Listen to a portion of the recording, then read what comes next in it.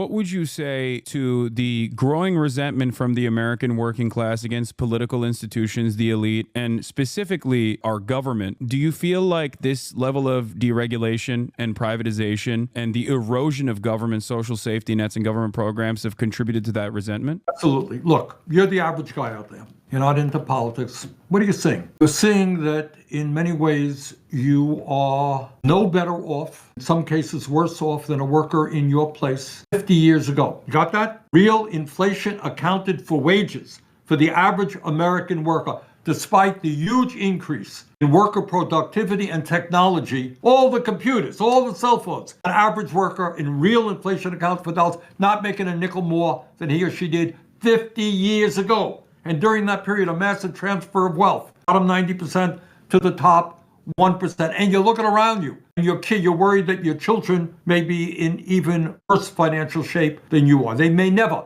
own a home of their own. Maybe your job went to China. It's likely that you have a high deductible. You may not have any health insurance at all. Maybe your kid made it to college and he or she is deeply in debt. And you're saying, does democracy really work for me? And a lot of people are concluding, no, it doesn't. And they're willing to move toward a more authoritarian type society run by Donald Trump. You know, what Trump said in so many words, he said, you know what? This system is broken. I'm going to smash it. Well, he's right. The system is broken. Problem is his solutions are going to make a bad situation even worse. Our job is to acknowledge what Democrats don't.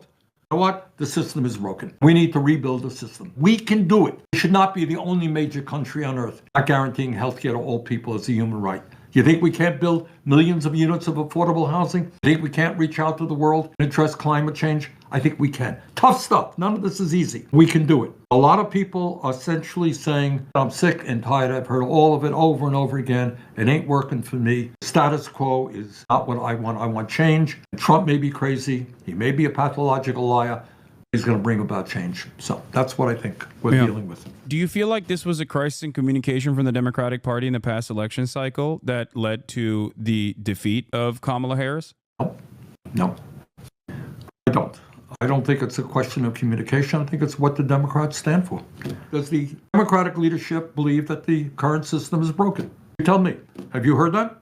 People go around saying, look, there's something wrong when we have massive income and wealth inequality, when we're the only major country not to guarantee health care to all people, when you got 800,000 people sleeping out on the streets, when we have an opioid epidemic, when our public schools are failing. You know what? Guess what? The system ain't working. Do you hear Democrats say? You tell me. I mean, I'm sitting in the Beltway. I don't hear it. Do you hear it on the outside world? No, absolutely not.